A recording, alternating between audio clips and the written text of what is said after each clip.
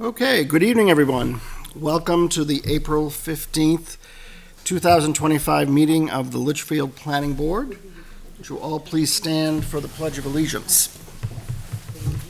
I pledge allegiance to the flag of the United States of America and to the republic for which it stands, one nation, under God, indivisible, with liberty and justice for all. Thank you. All right, we'll start with the roll call of members. Michael Curto, Chair. Jared O'Connell, Vice Chair. Jeremy Robitaille, Secretary. Steve Gannon, Selectman's Rep. Russell Blanchett, member.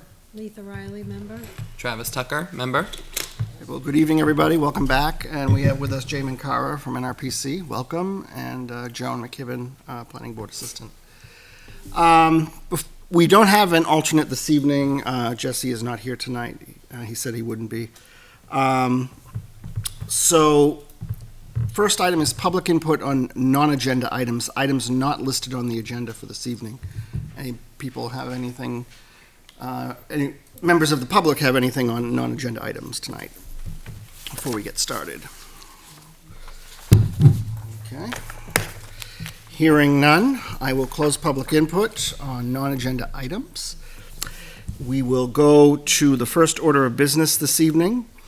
Is number one on the agenda, which is the town administrator and planning staff to discuss the process for the technical review committee and possible flowchart application for plan review of new plans. And I believe we have our town administrator here, Kim Kleiner, this evening, and Joan McKibben is also here tonight. Why don't you guys come to the table, introduce yourselves.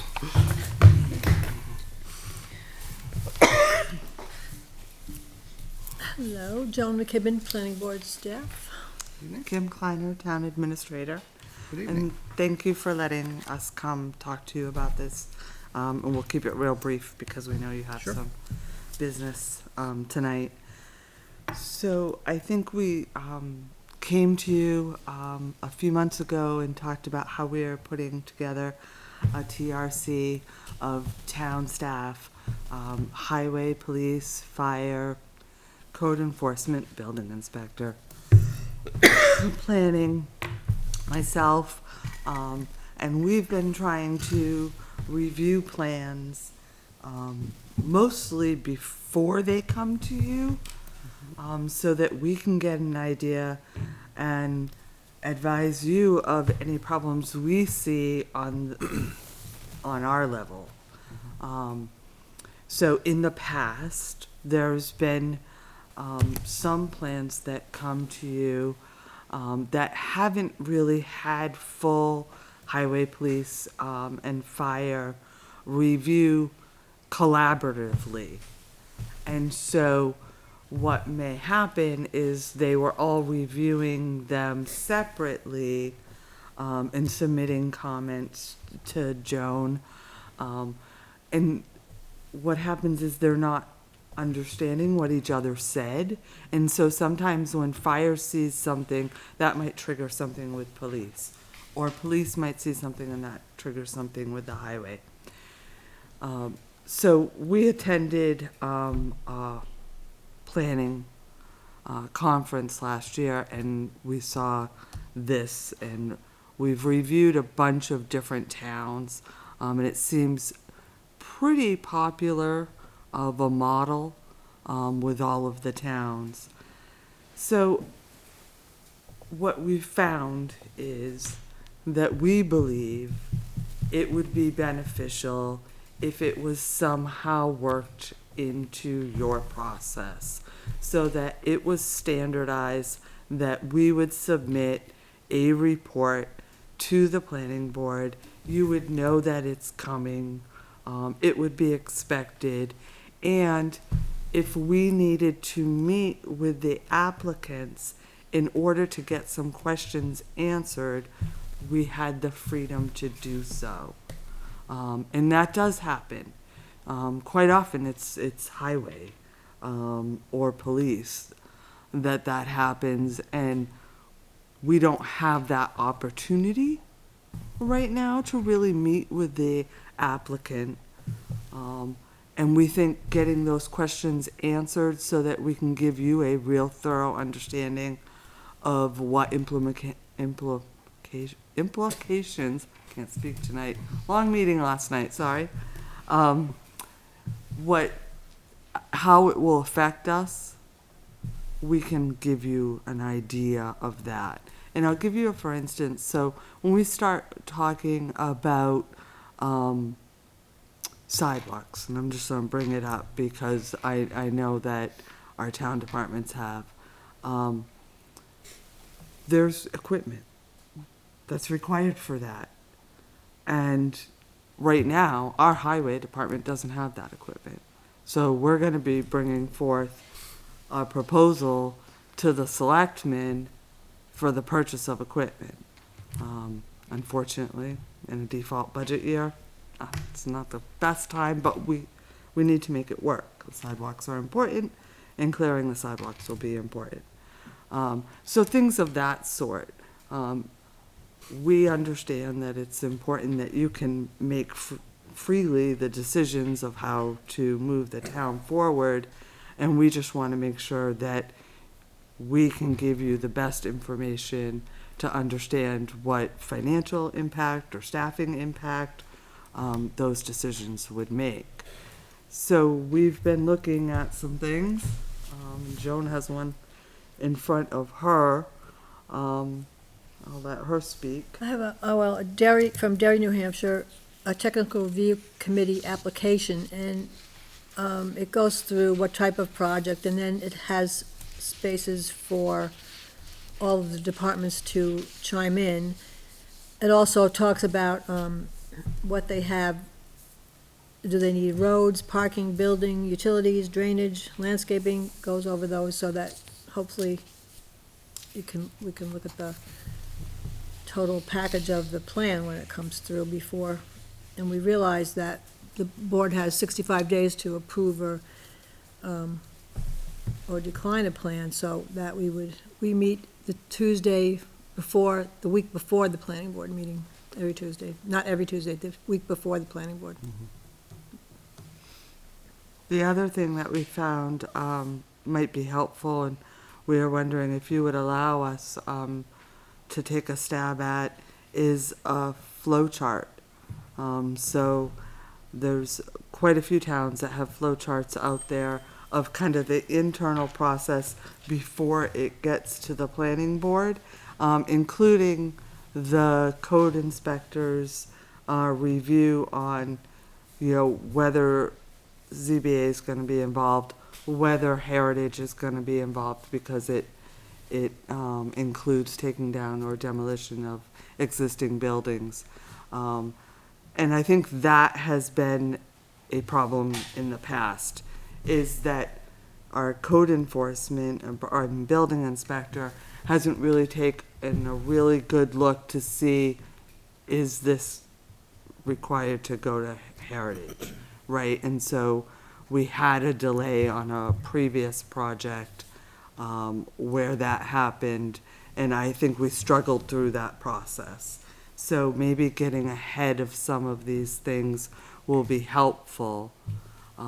So as a committee, we are more than happy to put something together for you to review and then mark up, and I'm sure Jay would be of excellent experience in that. Okay. Well, very interesting. Thank you. Well, I think it's certainly, when we have applications that come before us, to have the input from, various departments, like police, fire, having those questions, I think that would be a nice, to have something to sort of fall back on in terms of, what people, in terms of the process and how people have reviewed it and, what their recommendations are or whatever that is. So I think that's a good thing. Does the board have any questions for the town administrator on this? I just have one. Yeah, go ahead. Based on your research here, do you see this slowing down applications at all by chance, or not? Did any towns get back to you on that?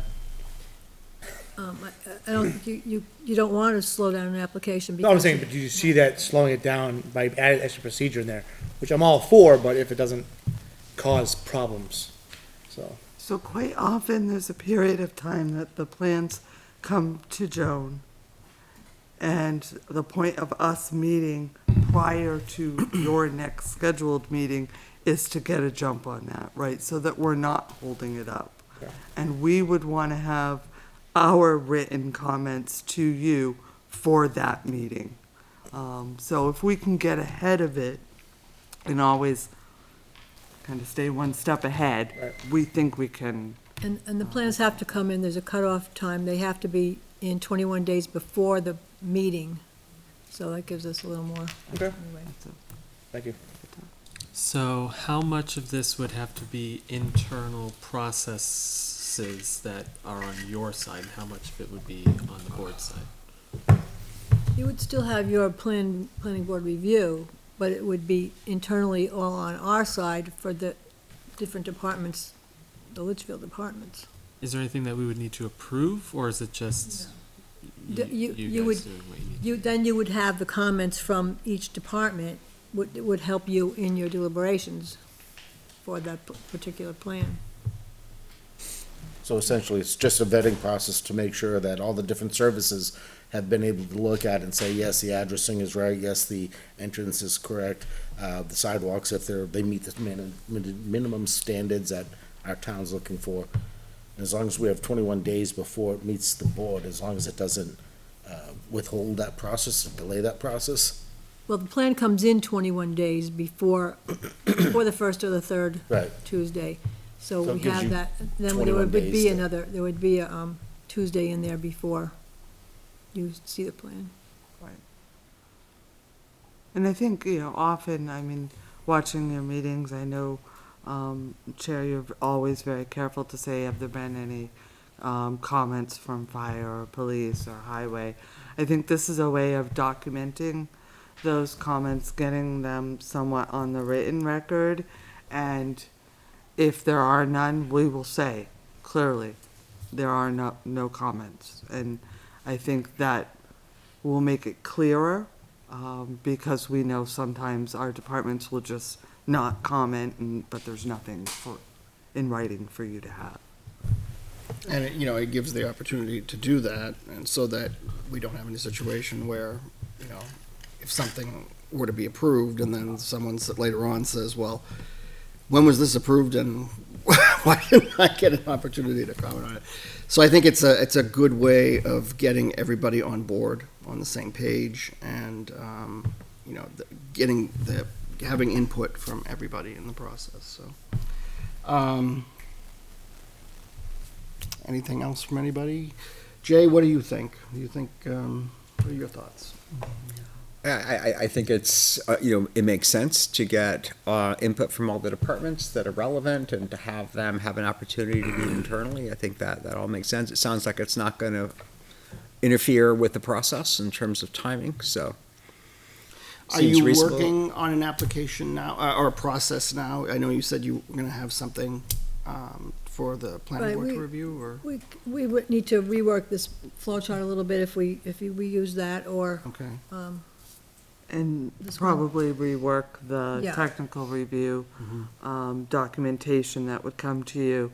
But we would do that, at our next TRC meeting, and then give it to Joan to submit to you folks for But the your time between comments. the TRC meeting and the time the applicant is scheduled to come before the board, they'll still have enough time to take the feedback from the comments and make any adjustments and have that done before it comes to the board. sometimes Adjustment. they bring the plan in pretty complete, the large plan set, and then after the plan's accepted, I would think they would go back and make changes. They wouldn't probably, once a plan's submitted, they're not gonna change that I plan. gotcha. So it'll still come before the board. Right. Right. As it was submitted, right. So you would see it as it was submitted, you'd see the With comments from the comments. departments and then, And Then they would give them feedback. Okay. right. So it would have been nice to be able to streamline it a little bit quicker where there'd be just small comments, give it back to the applicant so they could adjust and then come before the board. But if it's if it's a larger issue, they may not want to Right. It's And drainage. if it's a or bigger plan, we've got third-party engineering review, we've got my comments, so it'd be a lot for them to, Yeah. they'd be changing it multiple times. And there certainly might be cases that, as we're reviewing it, we have questions that we'll ask Joan, and she might want to Jay? go back and ask Jay. So sometimes we're just looking for some clarification, and Jay's perfect to give us that. Okay. Anybody have anything else? I'm strongly in favor of this. Any tool to help us render better decisions is a welcome tool. What can we as a board do to support this? I think you're doing it right now. Honestly, I think that it's something that hasn't been the town's normal process. And sometimes, change for the departments as well as everyone else can be a little difficult, and it might be a little rocky at the start. We'll do everything we can to work through that.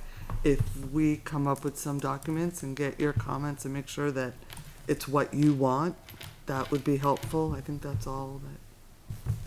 And we'll try to make sure that our comments back to you are as clear and precise as possible. And then if you ever had questions, we can always have a department head here for you, always.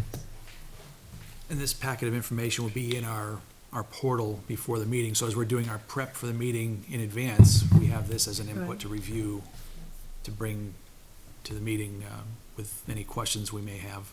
Right, and certainly do not ever hesitate in asking us to bring someone forward.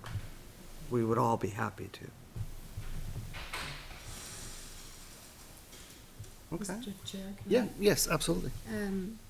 Well, I think your flexibility in working with us as to make the process better as time goes on is fantastic, so I applaud that. And you mentioned a report to us. I hope you don't think it needs to be some well-worded, it could be bullet points for all I care. No, It's it's- the content that matters. On this one in particular, they have it is. the, like water, sewer, highway drainage, attachments, yes or no, and then they just write their comments on there. Yep. And then I would put that on the portal. And I mean, I think it also, it protects the town. When we go through and we first accept something as complete, is it? So, it'll help us unequivocally say, yes, it is. Well, this wouldn't say that the plan was complete or not. That's still, do they have all the documentation with the plan that makes Yeah. it complete? This would come in as an extra. Of course. And I'm sorry, I didn't mean to imply that it would take the place of. It's just sometimes in order to assess whether or not something is fully complete and we have everything we need to go forward to make a good decision, I think Right. this will be better for sure. And so I think it does protect the town in that regard. And then I think also, honestly, I know developers know the way this stuff works, but the average person, if they want to do something and come before the planning board, they don't have the slightest clue. So we found in the past that flowcharts work great because in working with the planning department, they can sit there and figure it out pretty easily. And if they have questions, there's someone there to answer before they enter this scary room, seriously. Right. So I think in that regard, and particularly with all the ADUs and all those types of projects that have been coming our way, with the average citizen, I think anything that helps have them give us better information, then we're all better off. Do our best. Very good. I just had a quick question real quick. Yes, absolutely. Yeah, I think it's great thing to check all of our boxes. My only question was just on the earlier you said that like at present you don't have the ability to like ask questions of someone that submits an application if like fire department had a question or something. So if the committee is going to allow that to be a thing, is it like if someone submits a site plan, or are they going to see the flow chart and it's going to say like someone might reach out if we have questions? I was just thinking we have like a lot of repeat applicants, and maybe that's not something that they'll expect. Like nothing like crazy, just thinking about how we'll present that to people. Well, the repeat applicants and the engineering companies, they know what to submit, but this says, if their plan comes in, does it need a variance? That was part of the flow chart. Does it need to go to Heritage? And that would be part of the flow chart, but then the departments would make comment on each application. Okay. And to your point, I wouldn't expect the larger engineering firms that are, very experienced in the process, and but quite often, some of your, regular residents, they might feel more comfortable if our road agent or our fire chief has questions, coming and talking to us, in a very small group, where normally it's been kind of tedious. The questions go from the road agent, sometimes to me, to Joan, or from, the road agent to Joan, and Joan's got to go back to the applicant, and there's a lot of, just spinning wasted time. We try to just clear that up and. yeah. Okay, perfect. So when someone submits a site plan, like the flow chart will be visible to the public, and like we might reach out. Yeah. Perfect. Yeah, That it sounds. shouldn't have anything confidential, so it Well, no. can be external. I just facing. sometimes people are like, "Why are you calling me?" And I was like, better to streamline it. I think that sounds great.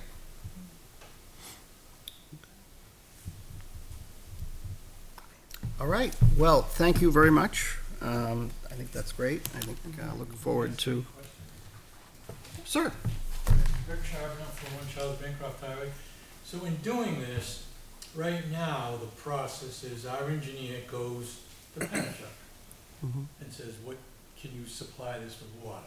We supply you with a letter to that effect. We go to the fire department to make sure the fire department's okay with the size of the water mains. We go to the police department. So we go to the Conservation Commission. So are we skipping all that process and they're just gonna tell us after the fact? No, I do not believe so. I think this is, Well, then what is this We- gonna we accomplish? still- it's an internal process where, because, we have fire, we have police, their opportunity to comment, the road agent has an opportunity to comment, the town engineer, those people are gonna meet to discuss the plans, or to look at the plans and discuss, okay, what are our recommendations, what do we think is important? And what's gonna happen is they're gonna put some document together, it's gonna be provided to the planning board, and essentially the planning board can look at it and say, okay, well, police looked at it, this is what maybe they don't have a comment, maybe no comment. Fire looked at it, maybe we need a fire hydrant here or where, something, I'm just throwing it out there. But having that information provided so that everybody knows what's going on, because sometimes there's situations where there are departments that may not really know what's going on, but they know that there's a project coming, but they don't really have the input to provide. This gives them the opportunity to say, okay, we have an opportunity to look at this, make our input, get our input, and then provide it to us. So when you come before the board or another applicant comes before the board, they have an opportunity to say, okay, we've reviewed, everybody in town has reviewed this, we're just checking, it's just a checklist. It's a checklist. So the town engineer, though, would do his, he wouldn't be at this technical review committee meeting. He would do his town engineering thing on like he does now. Everything's gonna be the same. Yeah, to you, he's saying. So We're still, you're not gonna course. have anybody from Pennachuck on Right. staff. No. We have to go to Pennachuck. Get a letter. Yeah, you still have to get a letter, and you still have to do that, this and that. Yeah, absolutely. We're still gonna tell you all that stuff. So at the end of the day, we already give you all that stuff. Right. So when we submit our plan, and we say it's complete, that information's already there. And you guys are just gonna verify it. Right. This is more of dotting i's, crossing t's for internal process for our side. Yeah. Kim. If I may, just a little bit, I think there's a difference between a professional developer's plan, in a residence plan, or some of the plans that we see come before you. Fire has a review, right? So they have Mr. Doobie, he does his review, that goes to the fire chief, and they discuss it. It does produce some different conversations when you have fire and police and highway together. And I have seen that. We've had some really good discussions, then add the building inspector in. Issues come up and things arise during those discussions that might be missed otherwise, and or might be drawn out later in the process. We're just trying to get it all in the forefront. Does anybody else have any questions about this process? Jason? Yep, Jason Bird, I'm the vice chair of the Conservation Commission. I really don't see this being really any different than when a developer comes into the Conservation Commission. For example, so when a developer comes in and there's a wetlands impact to a development, it triggers them coming to the Conservation Commission. Typically what happens is the developer will come into the Conservation Commission, they'll tell us a little bit about the project. The commission will then ask questions and then deliberate, and then develop a list of recommendations that get documented on a formal document, and they're submitted to the planning board, and then a copy is also submitted to the developer, and then that is also posted on the portal, so everybody knows what's going on. I would assume that this is advisory only, the TRC, so they can't make demands. We cannot make demands of a developer. We're only providing our opinion, presenting it to you. Everybody's singing from the same sheet of music. Yep. Right. Yep. Advisory. Anybody else have anything? And I think the same would go for the heritage. To perhaps a lesser extent, but yeah. Okay. Very yes, sir. Well, obviously, you have an opportunity to go back to the technical review board. You're probably going to be providing us with something to look at, so we look forward to that and to reviewing it, and thank you. Okay, thank you. Okay, thank you. Thank you. Thank you. Thank you. It's like now you can go home and go to sleep.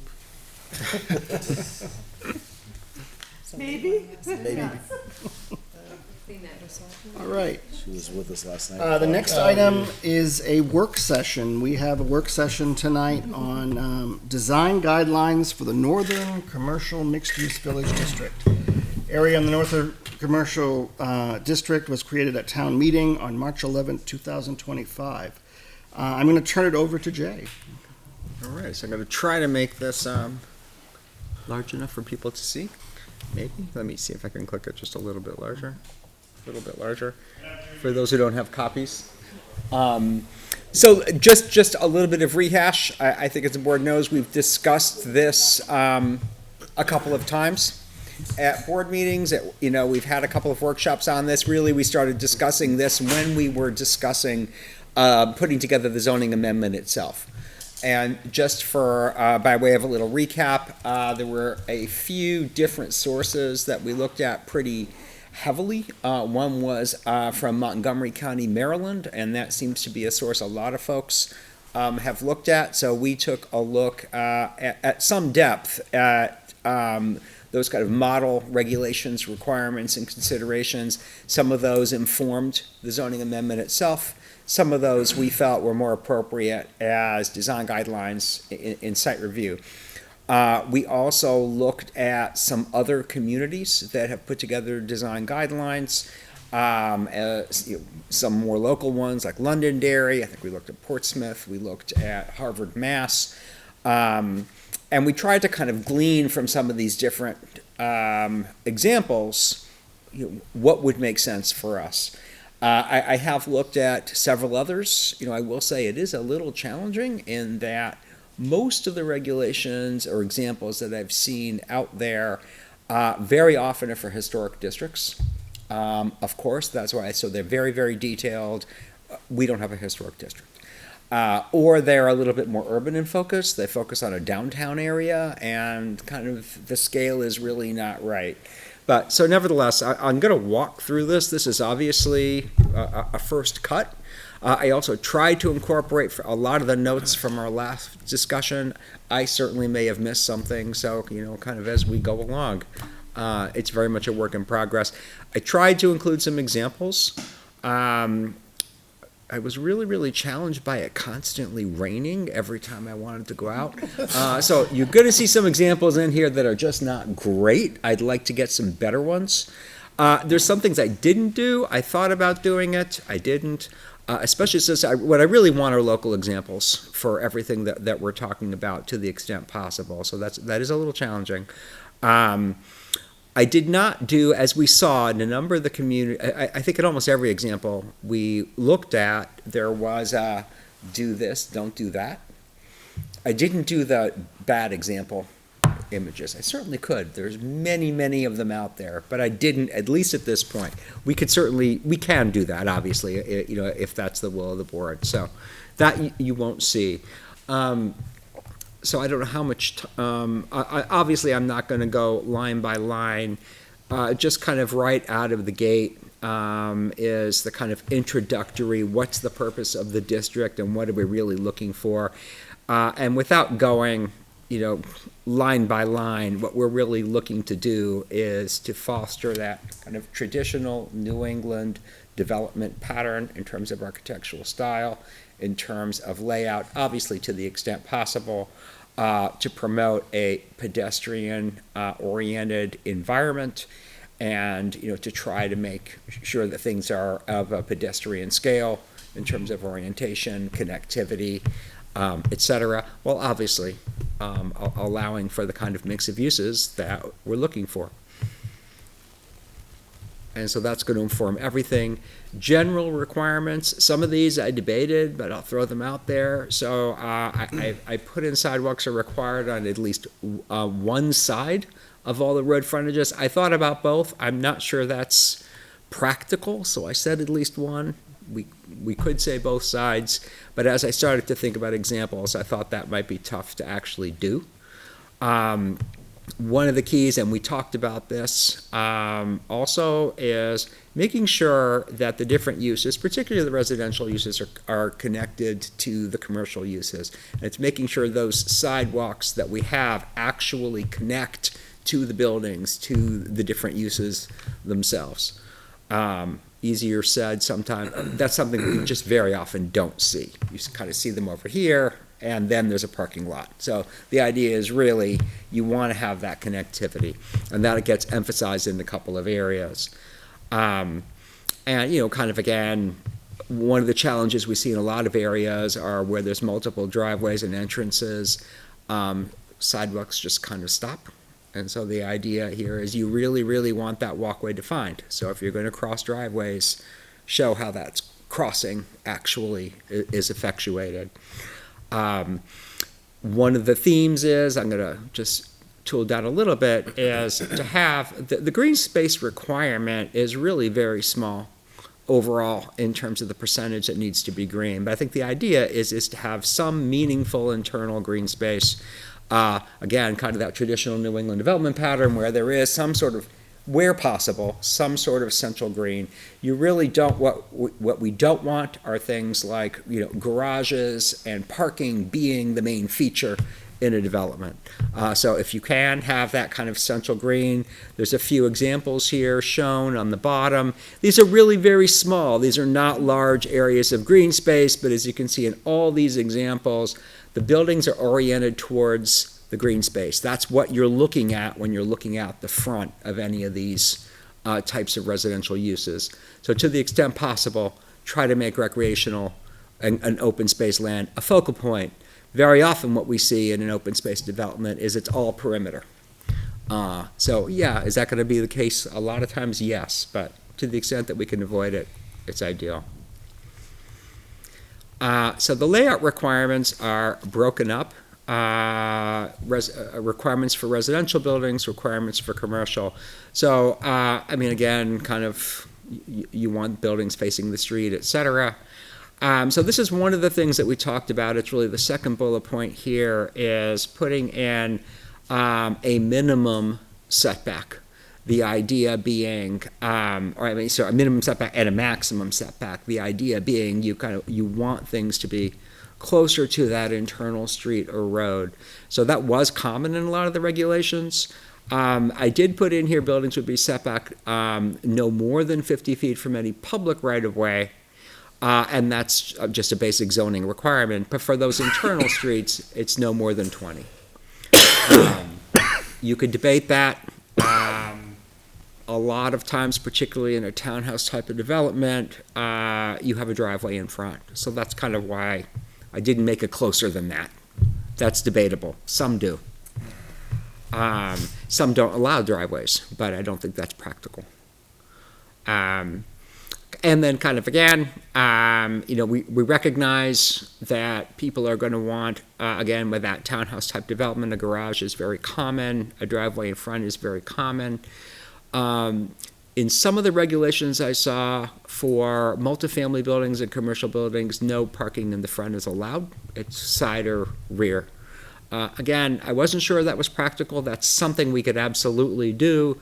The compromise I put in here, if you want to look at it as a compromise, is it would be not more than a single row of parking is along the front facade between the building and the front. So that does allow for a row of pull-in spaces in front. Again, we might not want that. I thought that wasn't unreasonable, but any additional parking lots, garages, carports have to be to the side of the rear.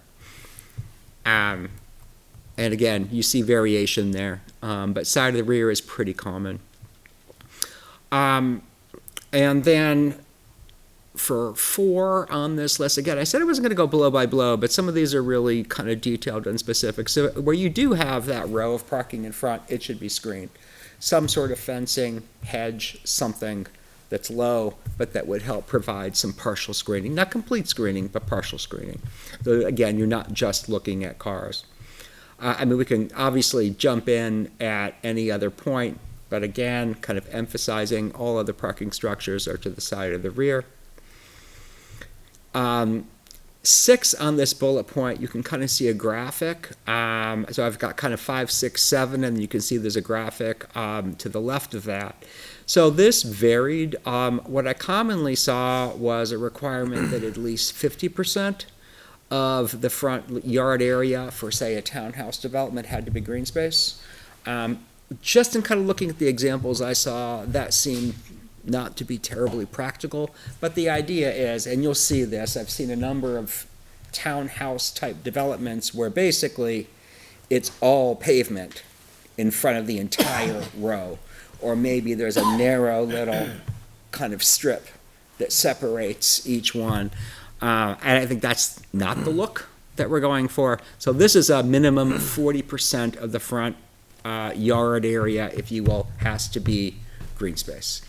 So again, that probably means that it would be difficult to have the narrowest style of townhouse with a garage and a driveway. That would be more challenging. So that's just something to think about. But again, in this example, it would be a minimum of 40% is green. Parallel or angled parking on street is encouraged. And then I just threw in an example. This is an example of a multifamily building in Amherst, kind of that very traditional look. So again, I'd like to have some more examples, but that was kind of what I thought we may be going for with some of the design standards that I'm just about to get to. You'll see that later as we go along, but the windows are vertical in expression. It's a pitched roof. That roof has an overhang. The corners are accentuated, and as you can see, there's sidewalks all around the building. There's landscaping. So moving on, and again, stop me at any time. So now we get to non-residential buildings. This is a little tougher, but the idea is, again, here you want to have some sort of coherent pattern of development that is pedestrian friendly. There is some landscaping involved. And where you have multiple buildings, multiple non-residential buildings on a site, you want some sort of coherent architectural plan. You don't want them to just be random. There needs to be some thought to how these buildings relate to each other. Obviously, you want some good features, and I think we've already, again, this is also where you see that not more than one single row of parking between the front facade of the building and the street. Obviously, that's something we can discuss, debate, but it's the idea that parking isn't the setting. But yet, again, some of the requirements that I did look at, some of the examples, also said parking is to the side or rear. This would allow you at least some latitude to have that row in front. This is a bad image of I'll try to find a better one. So this is just an aerial image that I snapped online. This is actually a commercial retail office development in Amherst. I used it as an example. It is up 101. But what I can see here that I kind of like is essentially you can see it does have a overall coherent pattern. You can see a consistency in the building design. We're looking at it from an aerial, but very obviously pitched roofs, a network of sidewalks that's connecting all of the buildings and parking areas. There's internal green space, and kind of once again, you've also got that single row of parking around. So this is not your typical shopping center with basically a building's in a parking field. Parking is distributed, and it's fully accessible in terms of pedestrians. There's actually another similar site, different style. I personally don't like the style, but a different style immediately to the right of this site. If I can get a better image of something like this, I will. Not surprisingly, I should back up and just make another comment in that there are some of these that I stuck in here because I felt they should be said, but they are actually said elsewhere in our regulations. One of the things I didn't do here as we get into architectural design requirements is repeat a lot of what we already have, because we do have pretty comprehensive building design requirements. I didn't feel it necessary to repeat them all here. There are some things here that are a little bit different, but I guess I was going to say it goes without saying, but not necessarily, so I'll say it. These regulations are intended to supplement the regulations that we already have elsewhere in our regulations. So we already have pretty detailed parking regulations. We've got requirements for internal green space and parking lots. I'm not replicating that here. Those still apply. And the same thing's true for our design guidelines. All of those still apply. I repeated a couple of things, but not too many among those. So, loading docks should be located to the side of the rear of buildings. I think that's not surprising. They should be screened. Outdoor storage areas, dumpsters, all that stuff should be adequately screened. So getting into architectural design requirements, and these are some things that are, I guess I would say, are somewhat supplemental in that here we are really emphasizing traditional New England building types in terms of design. High quality materials are emphasized. And then once again, we get pretty specific to the roof lines being pitched, that there's an overhang, and it gets a little specific onto that, what that minimum pitch is. I didn't put the don't do, but there are some examples out there of don't do where you do have the pitched roof, but where it comes right to the edge of the building line, you're kind of losing that aesthetic quality. We talked about colors, and I kind of struggled to find a good palette. One of the things that we talked about at a prior meeting was, could we find that kind of New England palette? And we probably can, and I can probably keep looking. What I found were really historic colors that were referenced, and they were in historic districts. And so I hesitated to say that we should go with one of those. Not to say we can't, and we could look into that further.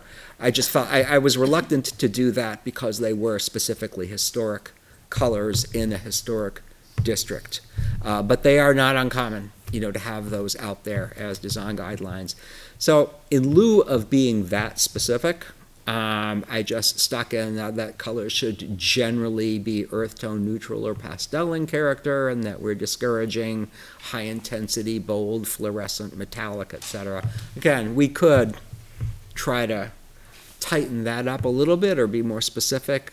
I kept it fairly general at this point, and then just stuck in that. And this is something you do tend to see is, colors that don't have any tradition in our region should be discouraged. And that's basically, trying to keep away from that Spanish colonial look. And then again, not a very good image that I stole online, but I'll try to get better when it's nicer out. This actually was a slightly better example. This is a professional office building in Nashua. It's a small multi-building group. I think there's 3 buildings in this group. Obviously has that historic look, but that is not a historic building. The 2 other buildings in this complex also have that traditional look, although they're not exactly like this. You've probably passed this complex. It's on Amherst Street, not far from Holman Stadium. But not a bad design, nice landscaping. It's in already a fairly urban setting, so obviously the sidewalk is already there. The parking for this complex is completely in the rear, of the structure, so it's pretty hidden. And there's actually a drive-through, although I don't think it's functional anymore. Landscaping, I think some of this probably goes without saying. Keep your natural features where possible. So one of the things that came up in a prior meeting was minimum tree size. We don't want the tiniest trees.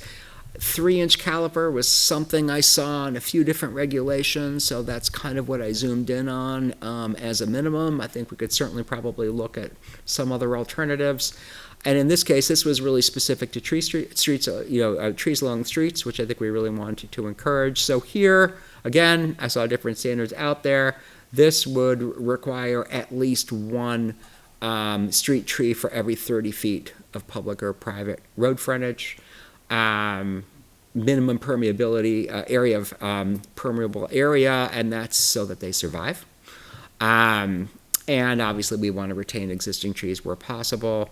We also want to encourage things like park benches, picnic tables, other amenities that are in pedestrian areas, along paths, as well as in green space. And then finally, incorporating detention basins, rain gardens, drainage swales into, as design features in the landscaping is something we would encourage. Obviously, if you don't do that, if you're not going to incorporate them into the design, don't put them in a central area, but they can actually be really incorporated very nicely. And I threw in, again, I can find better, but here are a couple of examples of drainage areas that are intended to be a feature on the site. And again, I can find better ones than these, I'm sure. I've seen better ones than these, but you get the idea. The kind of thing that could be encouraged. So that is it. It's not actually all that lengthy because, once again, I didn't want to replicate what we already had or do, but this is a first stab. Okay. Anybody have any questions for Jay? I have a question. Yeah. Back on number, where was it? When you talked about crosswalks, I think it was on the first page. Yeah. Number 4 in the section of general requirements. Yes. Crosswalks should offer a noticeable change in texture. Yes. Are you referring to like paver bricks, or are you where it breaks up the thing? Are you talking about like textured like rumble strip? It can vary. We could probably be a lot clearer on that. I was probably thinking really more of the stamped asphalt that you'll see in crosswalks pretty commonly. I was going to say that could get pretty pricey. Sorry, don't mean to interrupt, but you have to meet ADA standards. Always. So stamped concrete or anything like that does not meet ADA standards. It has to be concrete with a metal plate has to be in crossing a street. You don't need that for crossing a driveway, but you have to have it crossing a street. We also want this to be plowable. It snows here. Absolutely. It is, it's just if you look at go to any intersection. Yeah, you've got that steel plate. That, we have to do it, you have to do that, that's ADA standard. Yeah, it's a type of detectable warning, it's called. Yeah. Yeah, and I mean, I know these are only guidelines, I just thought if I didn't understand it, then It could be clearer. I don't know how, to be honest. I mean, I'm sitting here It could be editing, clearer. but maybe we can think about that. Yep. About how that should be, but texture confused me, because I wasn't sure what was exactly meant by that, so. And I think maybe I guess my takeaway was that it just should be a break for the eye so that you know. That's the key. I Right. don't know how you explain that, but we can think about how best to explain. It's also a good place to stick in examples. Yeah. Yeah, maybe break into two groups to make roads and drives. Yeah. So, Do that. Carl, what did you call that? Detectable warning. Detectable warning. Detectable warning. For a blind person. yeah, Yeah. with a stick. The difference. The page with later on, where you talked about the 30 feet trees every 30 feet. Yes. I think that's in landscaping. Landscape. Yeah, landscaping on page 5. Yeah. Number 2. 2. That sounds nice when they're small. I just wonder when the trees get big, is 30 feet too close? It's way too close. Well, yeah, let's ask this gentleman, he just installed how many trees along Albuquerque?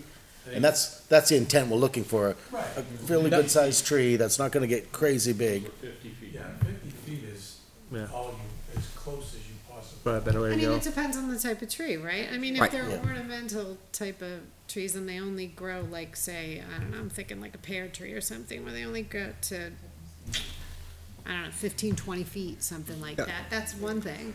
But I don't, I'm not. We can up that from 50 feet. Absolutely. And again, this is just guidelines. These are not, Yep. we're not saying these are regulations. We're saying, okay, this is what we envision, but, but maybe it needs to be clarified, like 30 feet for smaller, more ornamental trees, and then maybe, It's a minimum, Bigger. so yeah. you could just Yeah. say 50. Yeah. So this is just gonna be a guideline, not an ordinance, not the part of the regulation. It's going to be part of the regulations, not an ordinance, but part of the regulations. Part of the so we have That's to right. make sure that. That's right. Yeah. Yeah. Yeah. That's right. Yeah. The back? Yeah, we're trying to express our wants and needs Right. for you all. Well, it's And- just like planting too many trees, but then it becomes a problem with sight distance, so. Yeah. There's a lot of things that come into play when you just say they have to be every 30 feet, when it doesn't mean you always can, you might not even be able to put them every 50 feet. Right. Depending on sight distance or where they are with the building. Right. Yeah. So, And over time, there'll be infill. In between those trees, there'll be stuff growing, Yeah. and the trees themselves will start growing into the road, and you'll end up with a situation like my neighborhood, that's just so overgrown you can't get down the road. I see this as a tool for us, as Right. a board or representatives of the town and what we want to see. But that tool needs to be also encourage developers to say, oh, yeah, we can work with this, or, in a place where we might make a deviation from this, this is why. And if they gave a pretty good reason why, it would make sense to us. So, I look at it as if we can marry both sides to come up with the optimal thing so that there's flexibility there, but it's not so rigid that that they can't adhere, but at the same time we're not like a free-for-all either, that it meets our needs for looking a certain way. But looking a certain way is good, and you can build something beautiful today, but where will that grow into 30, 40, 50 years down?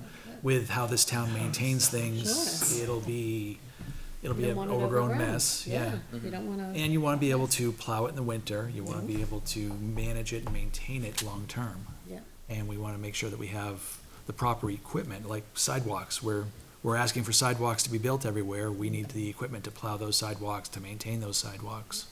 Well, and Yeah, the, but like, sorry, in the mixed-use development, though, the developer's gonna be responsible for his own sidewalk. Yeah. So Yeah. This is only on town road yeah, that this is the all town would be private. responsible for. Okay, good. I missed that part. So- That's the way it would be. Right. I mean, these are typically going to be condominium developments, or they're going to be rental. Private, anything that's private in this is gonna have the developers. Well, and in there then, in these guideline areas, if there's any where we wanna specify snow removal areas, cause when you get tighter and tighter in these developments, you know, it's harder to move snow, and, you know, some places make them remove the snow altogether and like literally truck it out. I'm not suggesting that here, I'm simply saying that we might wanna think about, and I don't know what the answer is today, but we might wanna think about. Where are those detention areas? Yeah, exactly, because remember, those things are gonna have, I mean, snow has residual road salt and other things, and so depending on where you're telling them you'd like to see it or not, is something that we should think about. It's a good Our thought. site plan already covers parts of Yeah. that. Yep.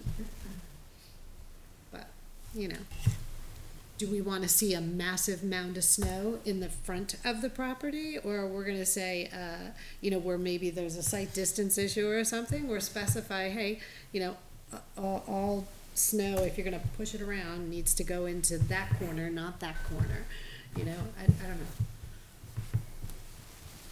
Yeah, our site plan does cover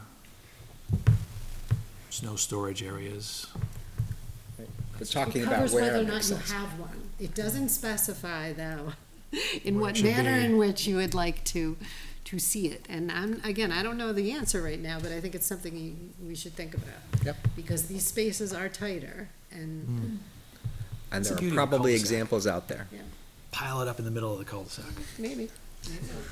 So like, I mean, just so you can go look at it, so like at Calawa Court, if you go look at that, so when you talk about trees and putting trees in, there's trees at the end of every parking lot. But when it's time to plow snow, it's a real pain in the butt. So at Rose Meadow, we don't have trees at the ends of the parking lot, so we have a little more snow storage. So those are things that, if you're gonna get in a dense project, you gotta look at. At Calawa Court, we haul the snow a couple times a year, when they get big, we go and haul it up.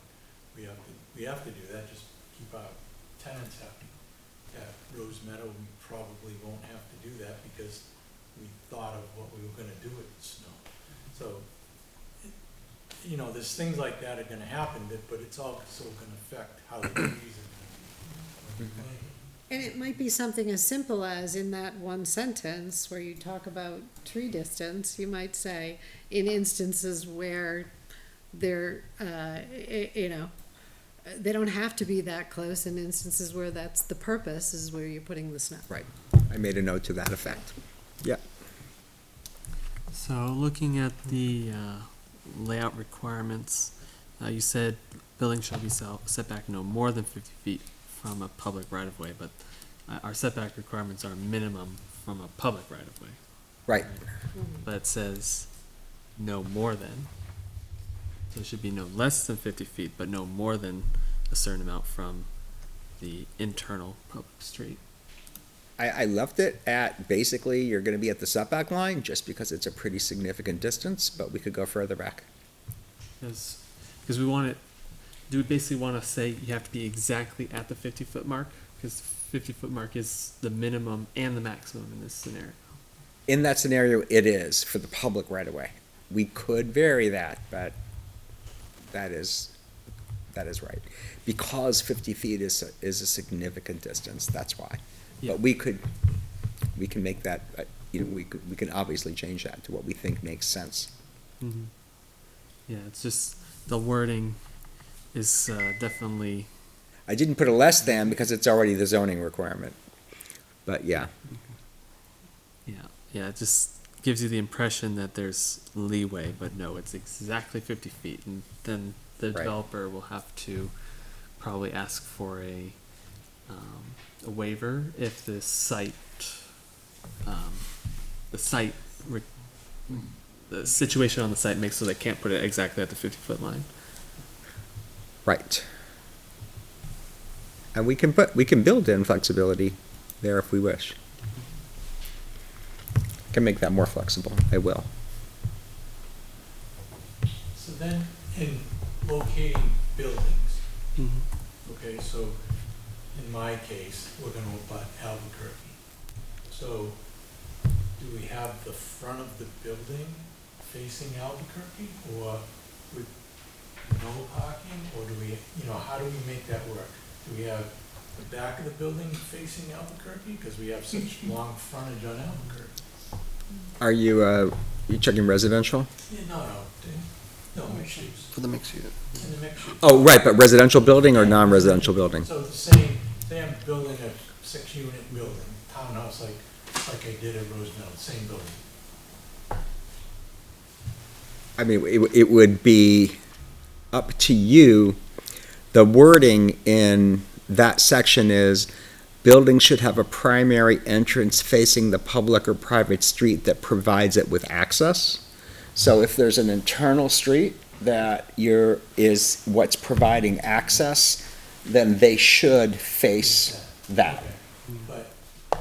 But thinking out loud, do we want the back of the building, like a 6-unit building facing? On the main street. facing Right. the road? Or do we have them come in sideways so it's the end unit? I don't know, I'm just throwing out all the things that I think when I read this. Right. And we do see that on a, not a multi-use, but condos that are being built. We do see that back of that building. Right. Yeah. No, that's true. So do you have to turn the building, instead of having the building, this is out facing this way, does the building have to be this way? So it's an end unit and they, I don't know. So it's, the way this is worded is it's not a shall, it's a should. Okay. So, And where you have more than one frontage, where you have corner lots, there's always going to be a yeah, question as to how you orient it, but I think you certainly want it to design it so that it looks attractive from whatever angle, or screen it. and I totally agree. I'm just. Right. I Yeah, just natural don't, buffering's gonna I help just too. don't want to Yeah. have a regulation that boxes us in, that's all. Yeah. Yeah, Right. Like, I think That's all my only cluster. point. Having a cluster where you have them facing an internal road, which is maybe parallel to Albuquerque in this situation, where therefore they are facing Albuquerque, and then maybe even have them clustered in a way that the backs of all the buildings are facing each other. Like a ring road around the whole thing. Right. Or you landscape it. Yeah. Again, as I said in the past, we're gonna come forward with a plan. Right. And we're gonna come in with a plan before we're looking for final, before we even submitting it, we're gonna come in with a conceptual plan for everybody to beat it up and see what they like and don't like. Because I want. Before you spend the big money.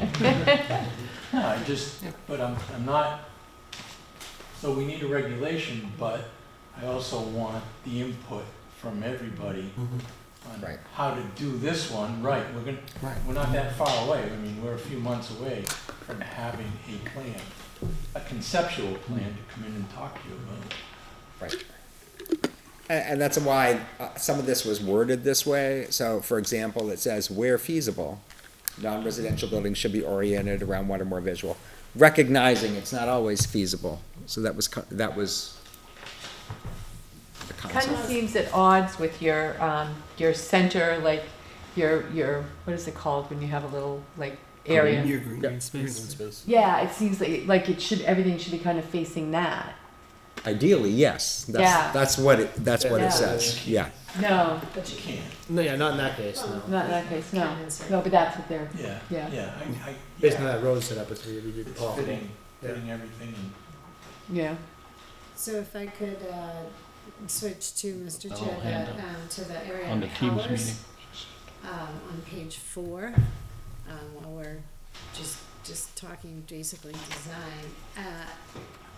Do you think, I think so, in 4A, I think it's pretty open to interpretation. It is. But I think back to the time, I'm really dating myself, like 25 years ago, I lived in a town out in the Midwest, and we had a, believe it or not, a New England style of architecture out there, which was very different, by the way.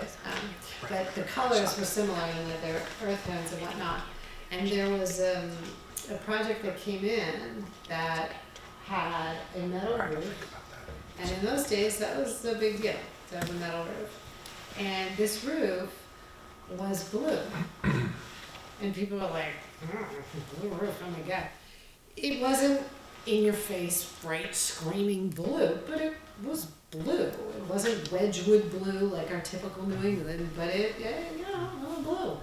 And it ended up being one of the favorite buildings in town, believe it or not. And I think it's because the only color was really the blue roof, but everything else was very muted, very appropriate. It's the way they designed it and the way they did it. It had appeal. So, when I read 4A on here, it sounds like there's a lot of flexibility. And was that your intent? Yes. Okay. Again, it was that struggle of like, do you try to find a defined palette, or do you try to kind of say, Yeah, because somebody might come up with something we haven't seen, and when they put all the pieces together, we're like, oh, that was kind of nice, So maybe though the second line is a little prescriptive. The first kind of just says colors should generally be. The last is bright colors are generally inappropriate. But the middle one is high intensity, bold, metallic, or fluorescent yellow colors shall not be used. So that was stronger. Jason, you had a question. Yeah, I had a question on the setbacks again, could you? Yeah. It's like 20 feet and the 50 feet. 20 and 50, yeah.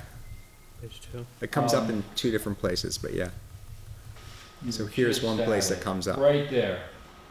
Buildings shall be set back no more than 50 feet from any public right-of-way and no more than 20 feet from any private street.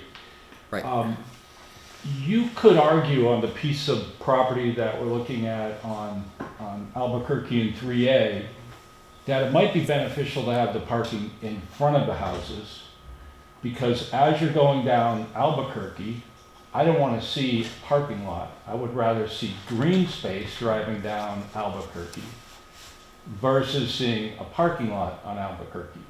I think personally, I'd have to see it both ways. I'm not on the planning board, but just kind of visualizing this.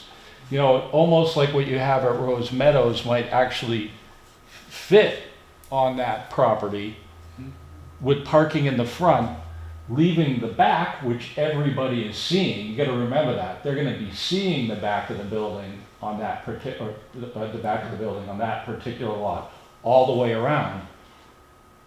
It might, shoot us in the foot in that case. It might not be as appealing as it would be if the parking were up front in that case. So what I can stick in a little bit more flexible language. I can stick in language around screening. Townhouse units, though, the parking is going to be in the front. It always is. Yeah. But I think we could turn the unit so that the end unit is facing Albuquerque. You could. And I think that, in my head, that's. Oh. I don't want. You can get around it by basing one unit toward. The end unit, an end unit would be facing Albuquerque. Yeah. So. That would be more. I don't want to drive down Albuquerque and look at the back of all those buildings. Mm-hmm. Okay. I think if we set it up so that the units, the end unit is facing Albuquerque, and then we can landscape a lot out of that. The problem that you have, Rick, is the way that it's written, unless I'm seeing something wrong here. It says that the building setback shall be no more than 20 feet from the internal private street. So that only gives you 20 feet from the road to the front of the The Of the condo unit. internal road, that's Well, I'm right. not calling that a road, I'm calling that a driveway. The driveway with parking, it's really a parking lot going through there, so. I see what you're saying. So when, like at Rose Meadow, the main road going in, I look at that as a main road, and then when you take your first left, that's a main road, because all the units are off of that. I mean, as long as you guys are looking at it the same way. Right. So in front of the unit and the garage, that's the parking lot driveway. Right. Okay, that's the way I'm looking at it. Yeah. So Okay. the main roads that have units off of them would be. I was thinking more of Calawa Court. When you drive in there, the main road loops around like a lollipop. But that's, to me, that's all considered a driveway. I don't know if I could be calling any of that a main. That's a road. private street, right? That's not a all public private. road. Yeah, it's all private. But if it were private, it would be 20 feet. I guess, We don't I have get what you're 20 saying. feet with the sidewalk in front. Yeah, those buildings aren't more than 20 feet. No. No, They're not more. Okay. they're not, they can't. You know, and then it's like at Rose Meadow, when you drive in, we haven't planted them yet, they're all coming, but when you go in and take your first left, I'm putting trees down both Yeah. sides of that road, about 50 feet apart, so it looks like a parkway or something. Yes. So we'll break it up, 'cause right now it's pretty open, so. And 20 is not magic. If 25 works better, I mean, it can be 25, but my thinking was typically in a townhouse development with a driveway in front, that's really what you're So in seeing. the next couple weeks, if you guys are driving by, go in there, we should have, they told me the trees are getting delivered this week. They'll have them in, and at least that'll give you an idea of what it's gonna look like. And they're supposed to be all 3 caliper trees that they're putting in. I mean, that's a good example. I looked at Calawa Court and obviously Corning Farm, which is Yeah. got some completed now, and you can kind of see that same thing. You can see how the driveway looks vis-a-vis green space, roadway. Do they have sidewalks there too? Calawa? Yeah. I mean, yeah, everything. I forget yes. if I've been down there. Actually, at Rose Meadow, I put in more sidewalks than.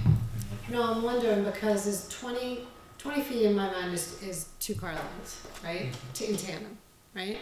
But what I hate is when you got 2 in tandem and the back end of the back car is in the sidewalk. No, 20 Yeah. feet would be one. 20 is one truck, well, It's a pickup. One car. one regular SUV. One vehicle. Yeah, that's a one vehicle. A typical parking space is 9 by 18. Bring up Today. a Google view of Calawa Court? I don't know if Rose Meadow would be on Google yet. I can, it'll take me a second, but yeah, I can. The sidewalk. But the reason why I said sidewalk on at least one side of the street Yeah. was because my thinking was that typically, not necessarily, but it's more challenging if you have a townhouse development to have the sidewalk on that side, because the sidewalk will constantly get broken up by driveways. Yeah. So in those cases, you'd more than likely see it on the opposite side, Okay. just for that reason, because it's gonna be impractical to have a, decent sidewalk, but let me. Yeah, just do like a Google Maps. So we did put sidewalks, they all connect to each other all the way around all the buildings. Wait, Google Rose Meadow Apartments, and they actually have pretty good photos. Are they already, I don't know if it'll be on Google yet. Yeah, that's your marketing page. Is it? Yeah, they're on your marketing pages.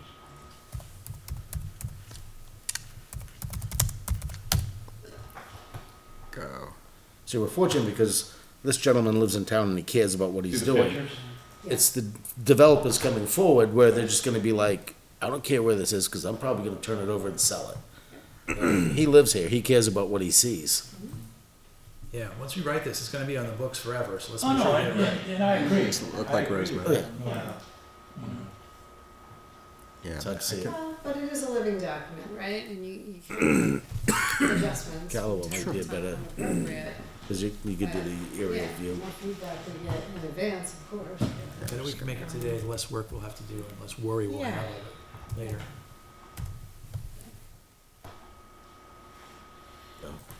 Use the tool you know. Use the tool I know.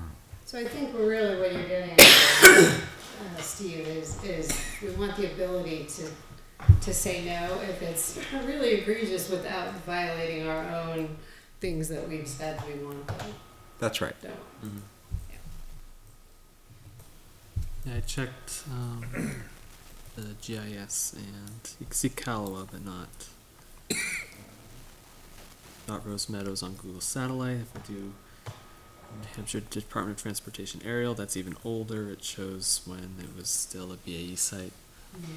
I think you gotta go north some. North and right. A little bit. There you go. There we Right go. there. Can you get satellite view? I can, but I zoom in first because otherwise. Let it render once. Beams. La la la, because it takes so long to load. Google Satellite loads faster. There we go. Yeah, that's Callaway. Right. Here they actually do have the sidewalk right in front of the building, Right. and they've got a row of parking in front, which is also why that was put in there, that you could have the single row of parking, because that's how they manage it here. Would the regulations as presented allow that detached sidewalk like that? The sidewalk, yes. It wouldn't allow the parking structures in the middle here, though. So this would have to be an open green, and the parking structures would have to be, reoriented around the sides somehow. But beyond that, yeah, very, very similar. And I don't know But what that's we, when you have to turn. Just have to do a different building with a garage. Yeah, what alternative parking structures have you done in the past? Because I don't think those parking structures are going to be the most in character, I'd say. it depends on how they're Well, we're not located. gonna have one or the other. Trying to see. But I see that now. as a draw. Nowadays with storage, people want it, and also cars, winter, being able to park outside. Yeah, we don't have those yet. Nothing there yet now. No. The Google Satellite is Gotta newer. re-up that near map subscription. I know we do. Know that if you change the base theme from New Hampshire True. DOT aerial to Google Satellite, it's a little newer than the NHDOT aerial.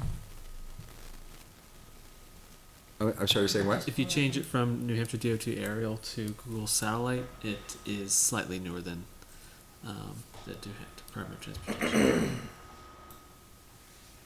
It is. You are right. It's not terribly new. We can zoom in on Corning Farm. I don't think they have any sidewalks. Yeah. Their sidewalk is going to be over here, so it won't be along here. This is, No, their sidewalk's not gonna be there at all. It's just that, I don't think, are they? Aren't they just going I across? thought they were along here. It's only gonna connect. We tried to swap that out for Moore's Falls.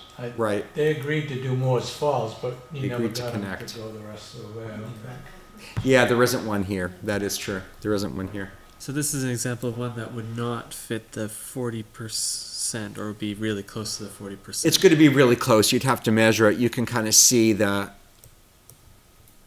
driveway, open space, driveway, open space. Yeah, and It's this, close. This development has parking garages built into the units. And I also heard that people have been liking the parking spots that are not in front of the building because it blocks their garages. That's true. People, sometimes people prefer to be on the street or somewhere else. Absolutely. Which they can do here. That Are they allowed to park on the road there? It's a private road. So, yeah. That's true.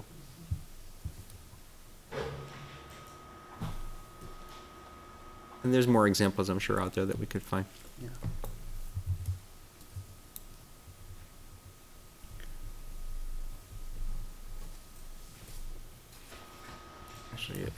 I wonder if there's any rose meadows that you can see. It's, you can only see the foundations Okay. and a little bit. You've already looked. Yep. A little trick is if you use the Londonderry GIS site, they have near map and you could go anywhere. Manchester just got near map. What was that? Manchester just Oh, got good. near map. That's pretty good stuff. Oh yeah, it's amazing. It is. It's just expensive. So, and then the other thing that happened, so with the way that I built the garages, they actually, with the garage, they end up with 4 parking spots per unit. Right. So if you're not gonna have those garages, you're gonna end up with 2 parking spots per unit. And 2 parking spots per unit, just not enough. You could still have them. Uh, It's just where they're located. But if they're not right in front of them, they don't. Like, the only alternative I could see is to have design requirements to make the parking structures look like a house or something that would not look out of place. It would probably add cost because you'd have to maybe make it more than just one single roof line, and you might have to add some windows. The way his are designed, though, I don't think it really detracts from the look of the area. You know, like I've seen some where they put the parking garages, they're right in front, you know, and it looks like an alleyway. Yeah, here's what No. they look like here. Yeah. Yeah. They become the dominant feature of the landscape. Yeah, and that's what, And there is no central green space anymore. It's all parking.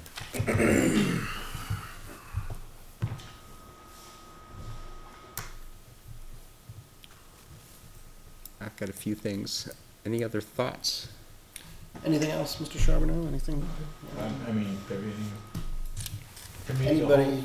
To me, the whole thing right now is put it back and forth and see come up with something. Yeah, I mean, get a conceptual and Yeah. see what And everyone then thinks. everybody give their input, Get the input. and we're gonna go from there. Jason, do you have anything? The only thing I would, not related to the property on 3A, but there are a couple other properties that this ordinance kind of impacts. And, you know, I was thinking about it, and I think that the planning board needs to probably be a little bit careful and remember that this is a town, what are we calling it? Town center, village? Mixed use village. Mixed use village. Village district, and just make sure that if other developers come in, that they're not just putting the minimum amount of square footage for commercial there and then building apartments around it and calling it a village district. It really is meant to be a quote-unquote village district. And so I would probably just be careful of that one.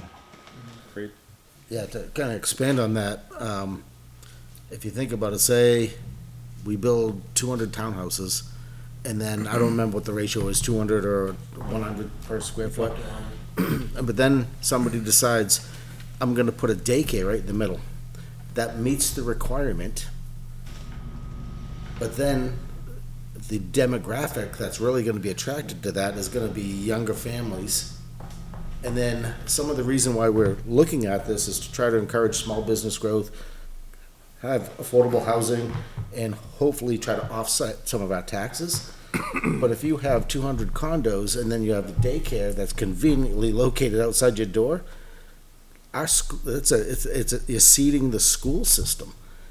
And then it's gonna reverse on us in a couple of years, because then all of a sudden those kids are going to school and the taxes are gonna get absorbed. But it all depends on the bedroom. So if you build a Yeah. two-unit bedroom, right? 2-bedroom unit, I should say. Very few kids. Very, very few kids. I think at Calawa Court, I think the most we ever had there was 9. Really? Typically. Yeah. Also, the district has in the ordinance a requirement for the fiscal impact study, and all Okay. of that will have to be That has accounted to come for into. in the fiscal impact study. Yes. And we can use our discretion if we feel like the fiscal impact study is not accurate.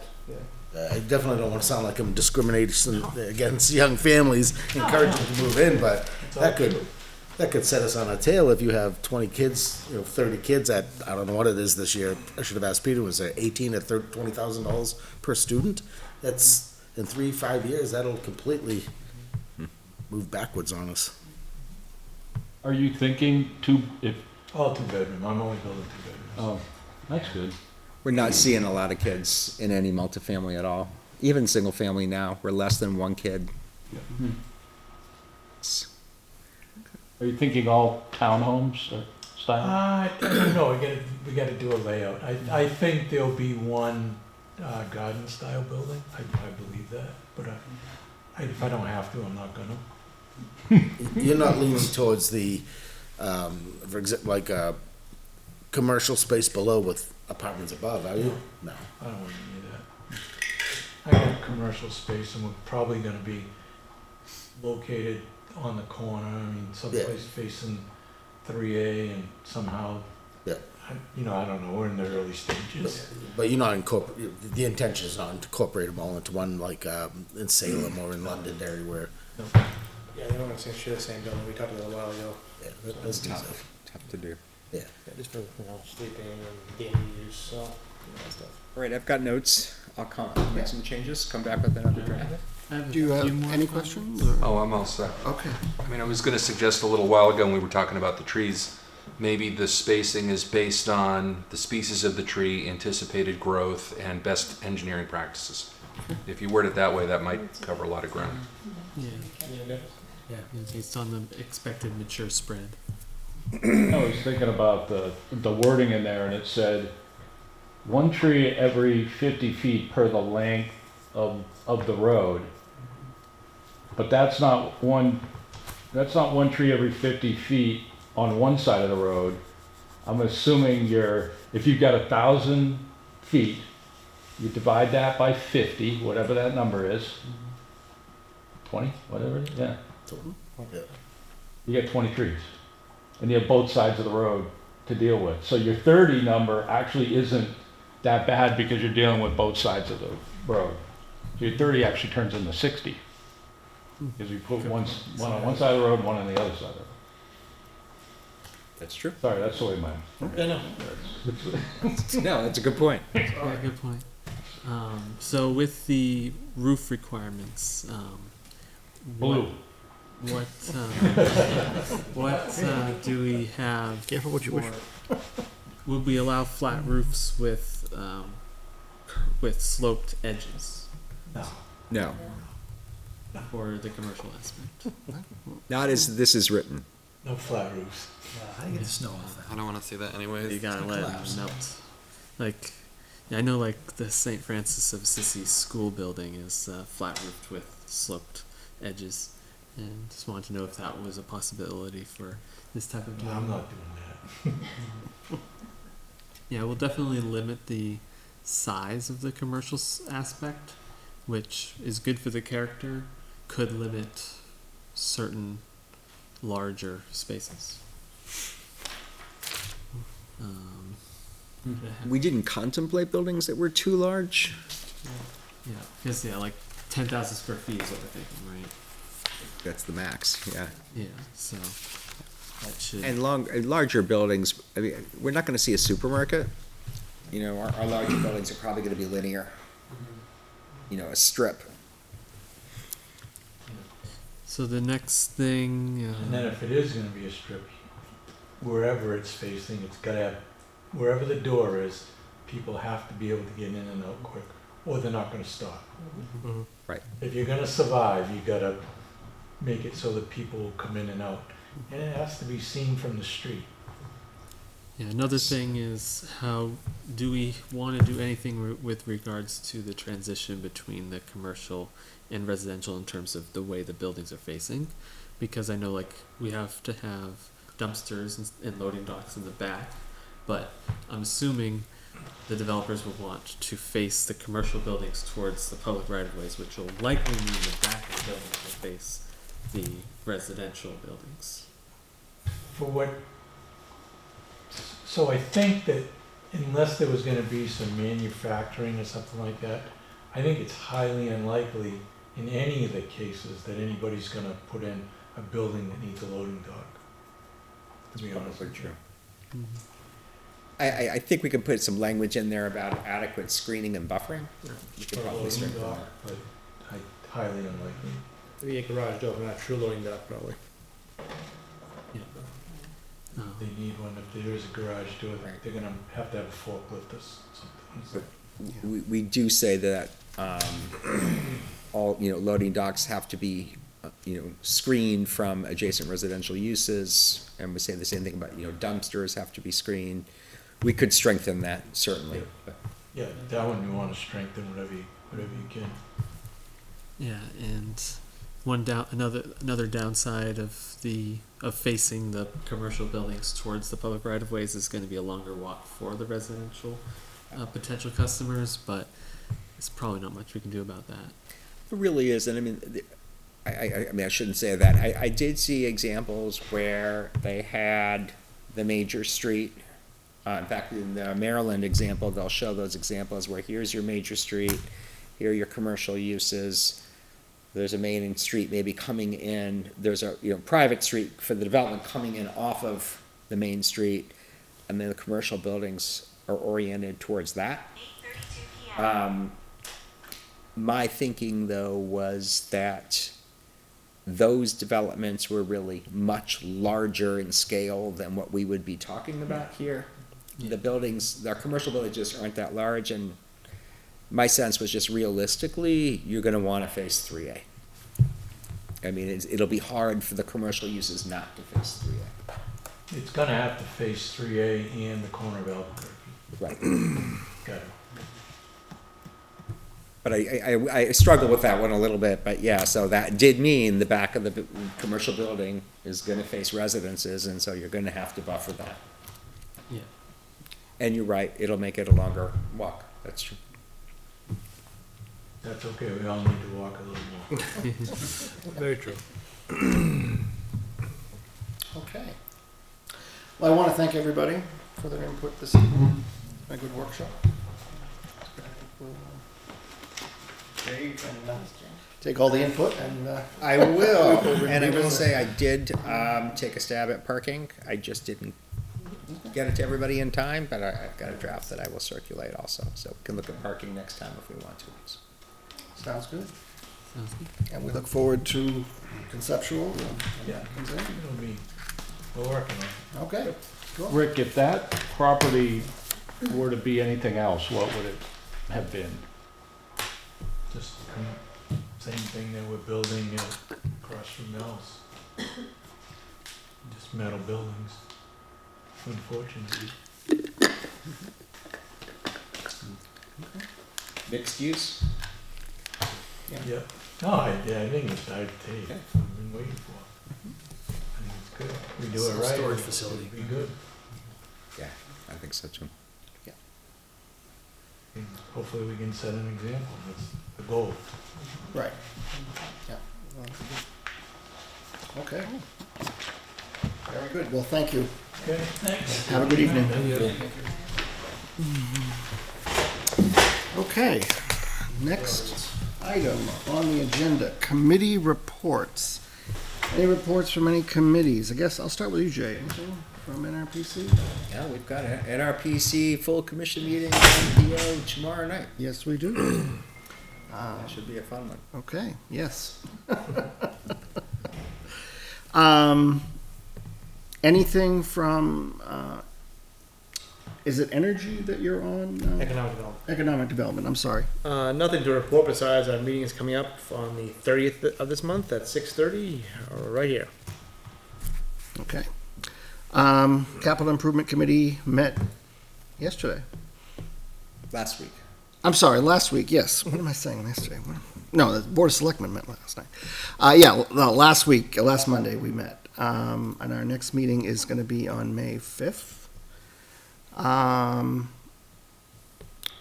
Attended the Conservation Commission meeting. I think I mentioned that last time. That was at the beginning of the month. And Lower Merrimack Local River Advisory Committee has not met. So I have nothing else to report on that. Anything from the Board of Selectmen? No, we had a meeting last night. It was 22 agenda items. We got out of here at about 11 o'clock at night. So Okay. had a long evening. I'm not gonna rehash it all. No. Thank you for, we appreciate that. All right. The approval of the April 1st, 2025 meeting minutes. Did anyone have an opportunity to take a look at those? Have any questions, anything that they saw, want to change? So the motion for the sign, I don't know how specific the motion was, but what is written in the minutes says a 9-foot sign. It should be 9 square foot. Oh, I think he was supposed to change it. Okay. All right, so we'll amend. Good catch, I think. It says that a board reviewed an application for a 9 square foot sign. Yeah. That'd be funny. Okay. Anything else? You guys saw anything? And, you know, if anybody wants to entertain a motion to approve as amended, can do that, let's do so. So moved. All right, I have a motion by Letha. Do I have a second? Second by Travis. Any further discussion? All right, all in favor of approval of the meeting minutes of April 1st, 2025, as amended, please signify by saying aye. Aye. Those opposed? Anybody abstained? Okay, motion passes. Looks like 1, 2, 3, 4, 5, 6, 7, 0, 0. Yeah, I had to count. I'm sorry. It's been Seems a like long more. day. Yeah. Okay, thank you. Any other business this evening? Joan, do you have anything? No, I do not. Jay, do you have anything? I do not. Does anybody else have anything? You do have the bylaws listed. I just put the corrected names. Yeah, because I think they were dated from the last. Okay. So, Yeah, I amended the first.